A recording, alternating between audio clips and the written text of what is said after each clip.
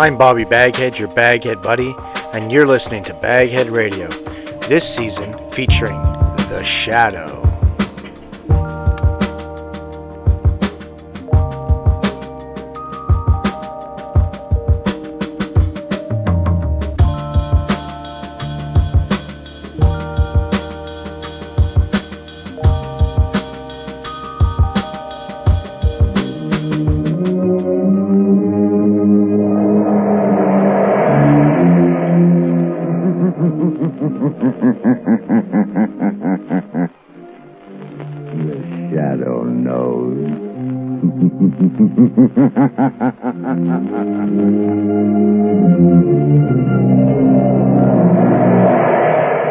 Blue Coal presents The Shadow, the man of mystery who strikes terror in the very souls of sharpsters, lawbreakers, and criminals.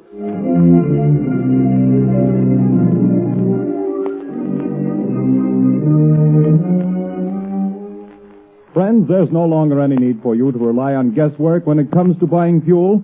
Now you can get the best fuel for home use, and know it at a glance, too. For Blue Coal, the finest of Pennsylvania hard coal, is colored a harmless blue at the mines for your protection, so that you can identify it instantly. To be sure that the fuel you buy is a safe, healthy, economical fuel, get America's finest anthracite. Ask for Blue Coal by name. Order your supply tomorrow.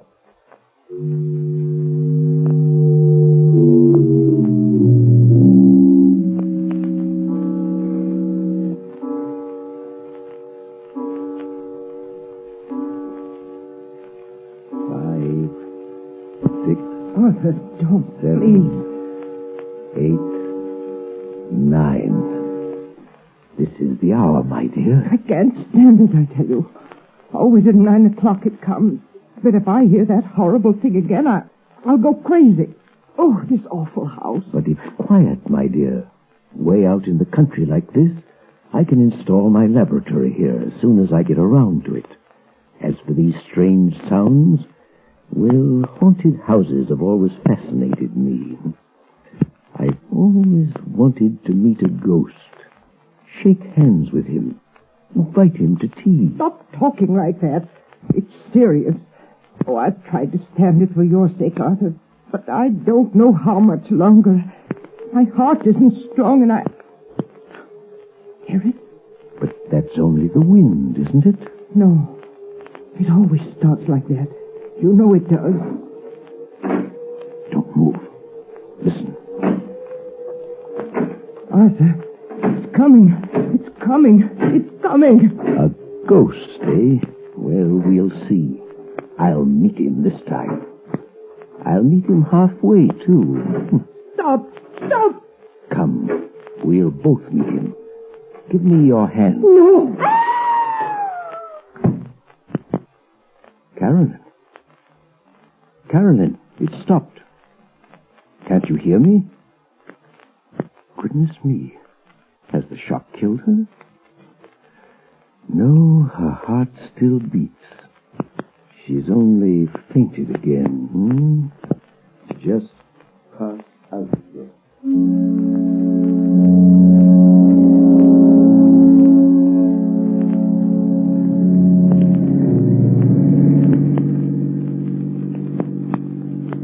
Turn the next corner, Lamont. It's that big house set on the hill. May I ask, Margot, the reason for this late call on Carolyn's knee? Well, I'd like to know what's the matter with the poor woman. I got an awful shock when I saw her in town last week. She looks positively haggard.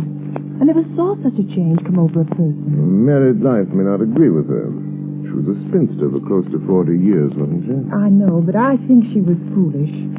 Carolyn has nearly $1 million in her own name. She didn't have to marry. Yes, but right now I'm not the Shadow. Remember, I'm just your patient chauffeur, darling. Lamont Cranston, in need of a rest from my famous mystery man role. That last adventure took a lot out of me, you know. Well, a marriage problem is hardly as... Seriously, though, nobody knows anything about this man she married. He came into town 6 months ago, met Carolyn in some accidental manner at the county fair, and proceeded to rush her off her feet. I've met him only once, but I don't like his looks. Something sinister, I gather. Hence the Shadow idea. Well, who is he anyway? Professor Arthur Sneed, I believe he calls himself. He has a small office in town where he's supposed to be working on inventions or something. Well, here we are. Usually pretty level-headed, Margot, but don't let your aversion for this man we're seeing be too apparent.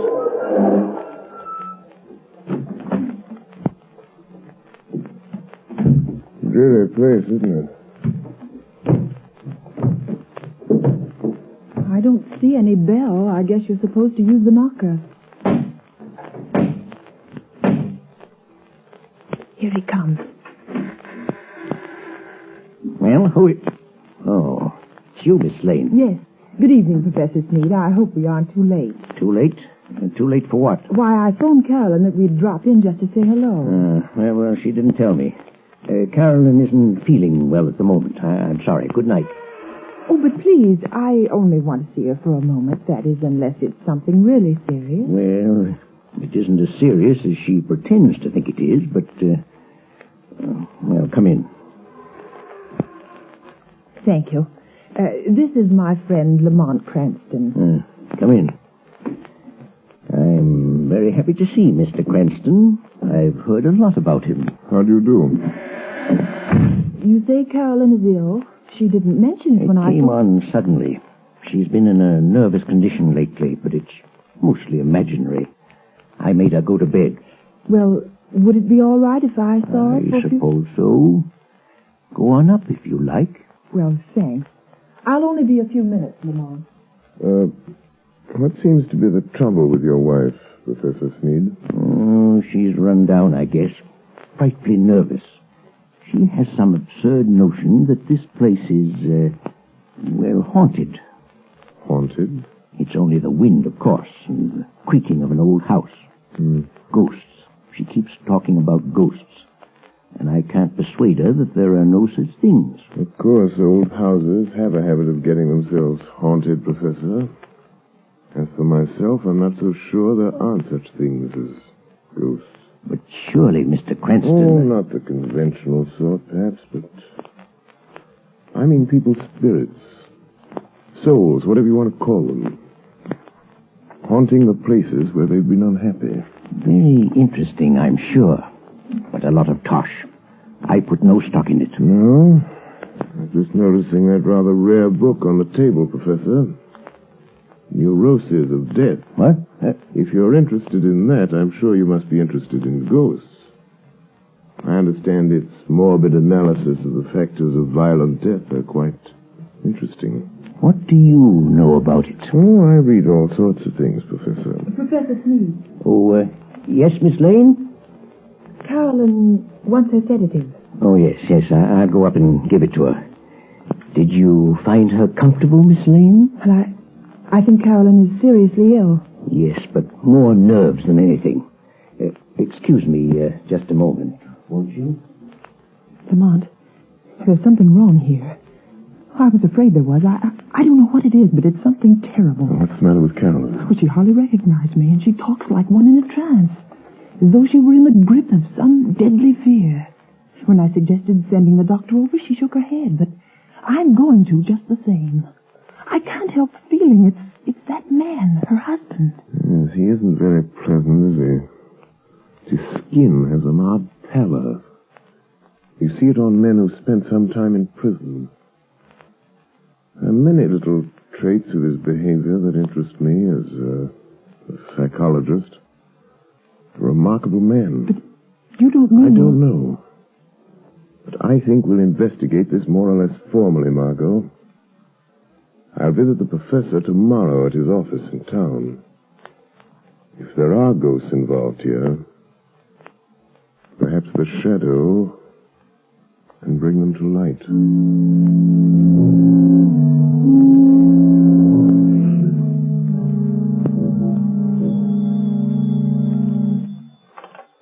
Hello?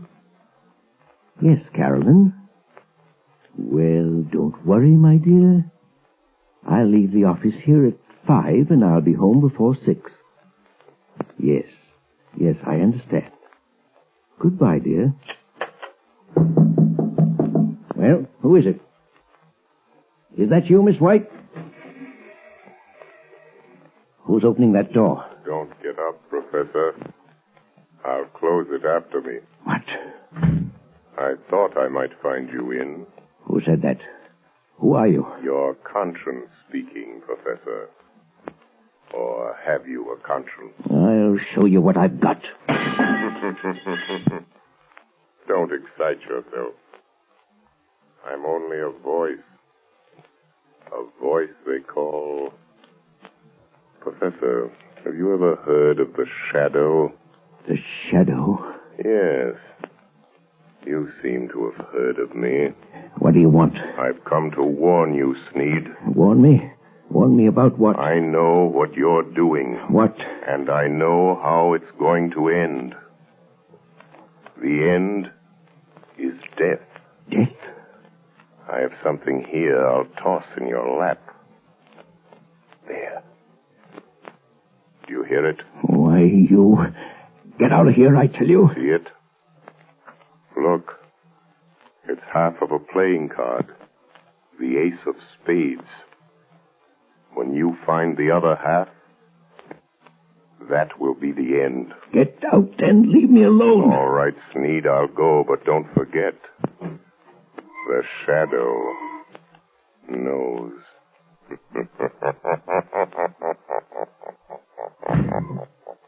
Trying to frighten me with his tricks. Oh, coming back, are you? Oh, it's you, Miss White. There are two gentlemen here to see you, Professor Sneed. Two gentlemen? Well, I'm not I expecting... guess you may remember us, Professor Sneed. Spike. Your old friends, Spike Collins and Mr. Wilson here. Yes, of course. Please take those circulars on your desk, Miss White, and mail them at the post office right away. Yes, sir. Lock that door, right? Okay. And what are you staring at, Sneed? We ain't ghosts. I thought you two were doing a stretch at Leavenworth. Yeah, we were.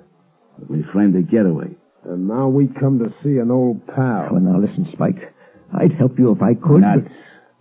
We've been watching you, and we know your game. We ain't got no time to stall. This old dame you married has got plenty I of... don't know what you're driving at. Well, you'll know if we squawk about that dame you married out in Idaho that croaked without anybody knowing what was the matter with her. Cards on the table, Sneed. Is this one signed our money over to you? Yes. She fixed her will in my favor. Well, what are you doing to get it? Well, she has a weak heart, and... I know. Playing ghost and scaring her to death, eh? Well, that's too slow, Sneed. I got a better scheme. We break into the house. Stage a burglary, see? In a scuffle, the old dame gets shot. Dead. It's quick. No. You can't do that. No? You'll see.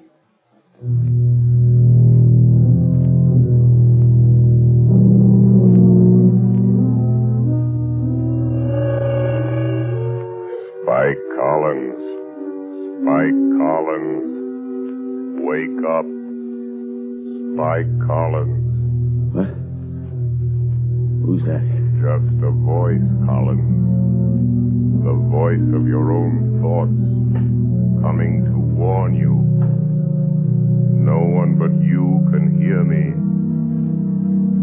Your friend Sneed is going to double-cross you tonight. Sneed is going to double-cross you. It's your move. Be there to prevent him. Be there in time. 6 o'clock. Be there.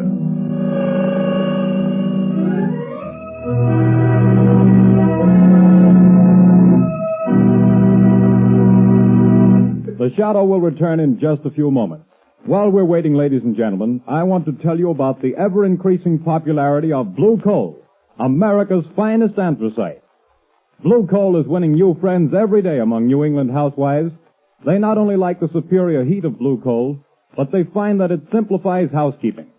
This is because Blue Coal is so clean. It burns completely and does not send any particles of unburned carbon through the house to be deposited on furniture or woodwork. The drudgery of daily cleaning is reduced to a minimum with this clean fuel. Blue Coal is the largest single brand of solid fuel prepared especially for home use. Each car is laboratory tested at the mines for purity and size before shipment. Blue coal is Pennsylvania's finest anthracite. So that you can personally identify this excellent fuel, it is actually colored blue at the mines. Order it by name. You will find the name of your nearest blue coal dealer listed in the Where to Buy It section of your classified telephone directory under the name Blue Coal.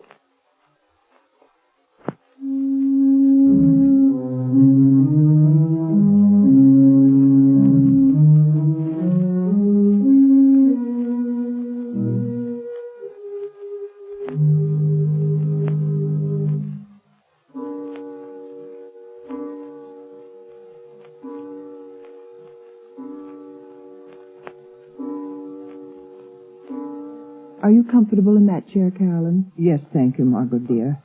And I do appreciate your coming out here and staying with me. I'm glad to do it.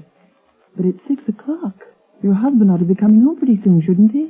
He phoned just before you got here and said he was starting. He seemed very agitated. Oh, he's a strange, unaccountable man sometimes. There are things about him I don't seem to understand. Yes, I know, dear. He has the car, I suppose? Yes, he's driving. He's probably on his way now. I've got to think. I've got to think of something. I know. We leave town. You're driving rather recklessly, Sneed. You again. I'm going to haunt you. Try to forget that I'm here in the rear seat, if it annoys you. No, don't look under the seat. If I could only see you, get my hands on you, I'd show you how much it annoys me. Shut up. I'm the voice of your conscience, Sneed. Perhaps you have a conscience. After all, I could choke that voice down your throat without any trouble to my conscience. if you only had the power of second sight, you could see me.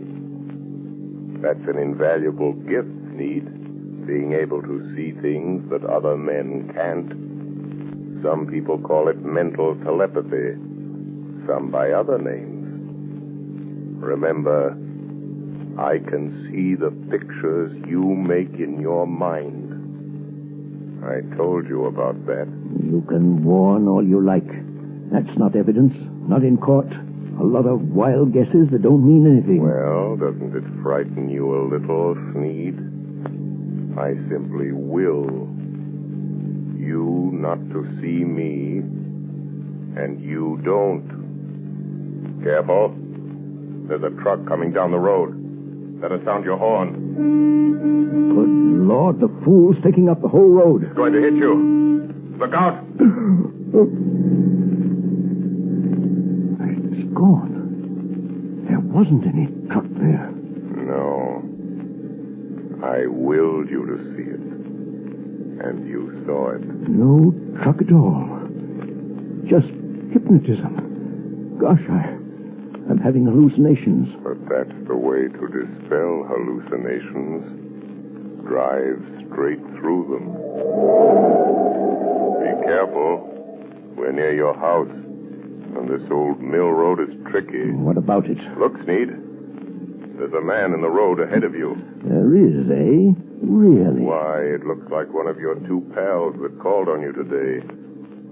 I knew he would be here, Sneed. Really? You're going to hit him if you don't watch out. More of your hallucinations. You think that I'll believe you again, don't you? Well, I won't. Look out. I hit him.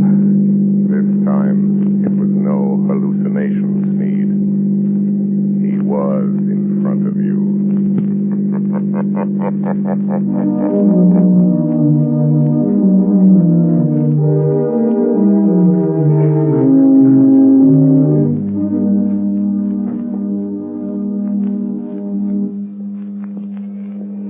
Morning papers!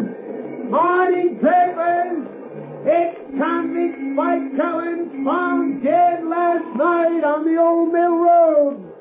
Spike Cullen, wanted by the police, found dead. Here, son. I'll take one. Hey, Asher. What's it all about, Lamont? Found dead on Old Mill Road. But that's out for the Sneed's place. Yes, I believe it is. Notorious criminal struck by automobile and killed. He was certainly struck by an automobile. I wonder if Sneed knew anything about it. He acted very strange when he got home last night. Strange? What way? Well, he was pale and shaky, and he hardly seemed to know I was there. He told Carolyn that he'd had a message from out of town, and they'd have to pack and leave. Oh, did he say when? Well, they thought they could get their trunks and things ready by this afternoon sometime. You're not going to let Carolyn go with him, Lamont? Not if I can help it. Let's see. A little after 9. I imagine Commissioner Weston is rather startled by the morning's news. I think I'll have a word with Commissioner Weston.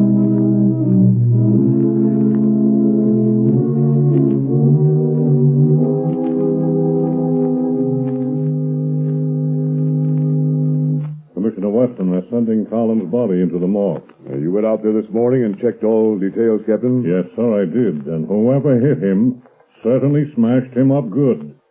His face was all out of shape and couldn't recognize him. But we found these in his pocket. Now, let's see.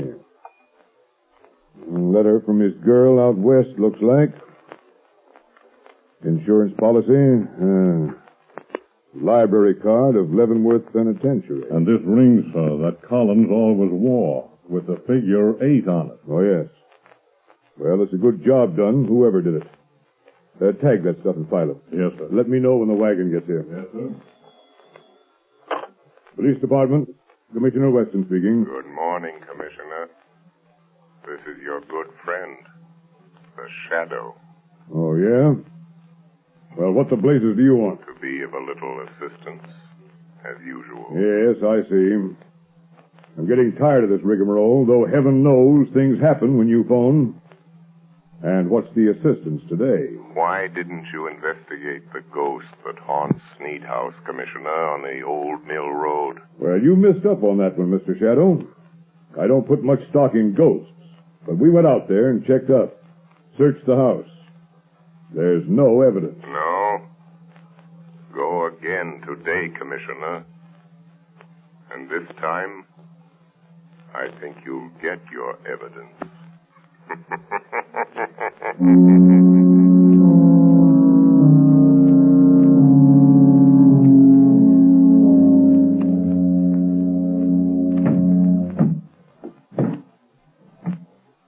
Is that the last trunk, Arthur? Yes. The expressman won't be here until 4. Another hour yet. Why don't you go up and lie down a while, Caroline, Yes, I will. I'll try to sleep a little now that it's daylight. You told the milkman we wanted to pay him. He's coming back before we leave. Good. Well, that must be him now at the back door. Get back. Get back. What's the matter, Sneed? Think you're seeing a ghost? Stop. Don't come near me. Nuts. Snap out of it, will you? This is me, Spike Collins. You? Alive? It wasn't me you hit with your car last night on that back road. Well, I guess you wish it had been, huh? Who was it then? It was Rat Wilson. Fool got a half pickle trying to get up his nerve for the job. Staggered out on the road before I could stop him, and wham! It was all over. Wilson, eh? So there was my chance, see? Him and me about the same size, his face and hands all smashed flat. I put my stuff in his pockets, my ring and what was left of his finger. There I was, dead. And all that time you was giving me the double cross. And maybe I am a ghost, but I can still deal with you, Sneed. Who is it, Arthur? Just a minute, Carolyn. Now listen, Spike. There's only one way to see this thing through. You and I have got to stick together. The Shadow is after us both. We've got to get out together, away from this Shadow. Don't kid me anymore about the Shadow. You see this cat? I'm here on business and I'm going through with it. Put the old lady out of her misery. Good Lord. What's the matter? There. On the table. Nothing but a torn playing card. The ace of spades, or half of it. You've got to stop it, Spike. You've got to stop. Arthur, what's the matter? Who's this man? Carolyn, this is a friend of mine. Friend? Sure, a friend. But I don't understand. The pistol, Yeah, that's my way of doing business, lady. Your husband does it different. He's been scaring you to death, ain't he? Making you think the place was haunted. You know how he always does it? Stop it, Spike. He used to be an electrician, see? He rigs up a sort of electric sound box with a remote control switch. He usually puts the switch over here by the door. Yeah, here it is. what's it all about, Arthur? The ace of spades. The end. Death. When he turns the switch, you hear the ghost dance. All you have to do is turn this knob. That's the way it works, lady. But I hear it. Arthur, I hear it. Turn that thing off, you idiot. What? I haven't turned it on. You haven't. Then what's making those sounds? I am. What's that? It's him. He's come. A shadow. I am coming up these cellar stairs. I will enter and stand beside you. Where is he? Stand back or I'll shoot. When I enter, I will touch one of you on the shoulder. Stop him. Stop him. And that one will die. Open over there. It's the cops. Come here, Speed. It's a plant. You called in the cops. No, don't shoot, Spike. The jig is up. You can have the bullet I was going to give your wife, you double-crossing skunk. Oh, you killed him. Come on, here we are. Go through that side room, boys. Okay. Stick him up. I got him. Now stand still around. Break your arm. Now, hand over that gat. All right. I'm through. You win. Spike Collins. Spike Collins? I thought he was... He's a fool. I thought you... Say, what is this? Who was that guy that got killed over here last night? Come clean, Collins. Whoever it was, I didn't do it. Who's that? Where are you? Don't be alarmed. I am here behind you, in the shadow. Oh. So you're here, Shadow, eh? Maybe you know who got killed here last night. The man killed last night, Commissioner, is a ghost. Oh, yeah? There are now 2 ghosts in this little adventure. Mr. Collins will probably make the 3rd. You really should believe in ghosts now, Commissioner. And in shadows.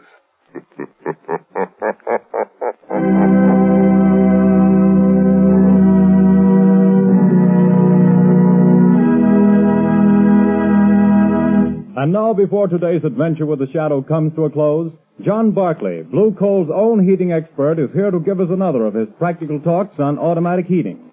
Ladies and gentlemen, Mr. Barclay. Good evening, friends. In former Sunday night talks of mine, I've shown you the importance of having the temperature of the home properly controlled with a Blue Coal automatic heat regulator. That is, in terms of health and convenience. Now, tonight, I'm going to give a third important reason for automatic heating: economy. Most authorities will tell you that the proper degree of heat in the home is 70 degrees. Naturally, you can't by hand keep your fire from giving off more than 70 degrees of heat, but the Blue Coal automatic heat regulator can and does. But here's how that saves you actual fuel dollars. Heating engineers have discovered that for every degree you raise the temperature above the desired 70 degrees, your fuel goes up in cost 1.5%. So you see, friends, by automatically shutting off that heat, that extra, wasteful, unhealthy heat regulator automatically saves on fuel costs.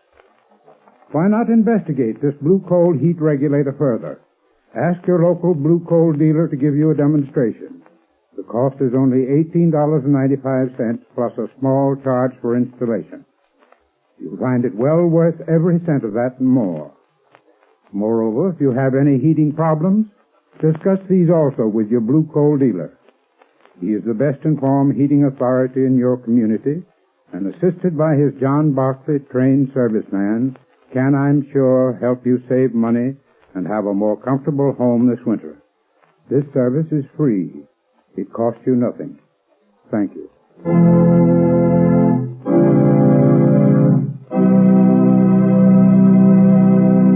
The Shadow adventure you have just heard is copyrighted by the Shadow magazine. The characters in this story are entirely fictitious. Any similarity to persons living or dead is purely coincidental.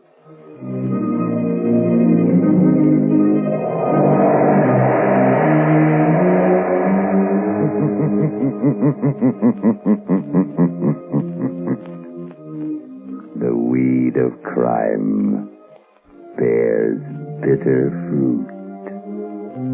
Crime does not pay. The Shadow knows.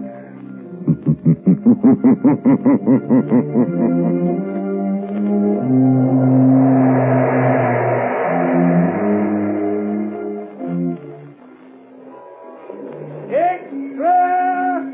Extra! Hear all about it! Next week, same time, same station. The Shadow's latest adventure. Extra! Extra!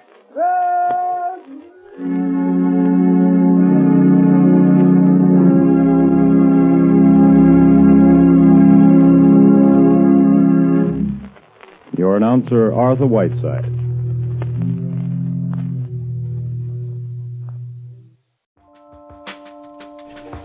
I'm Bobby Baghead, your Baghead buddy, and you've been listening to BagHead Radio. Please click like and subscribe. Comment below.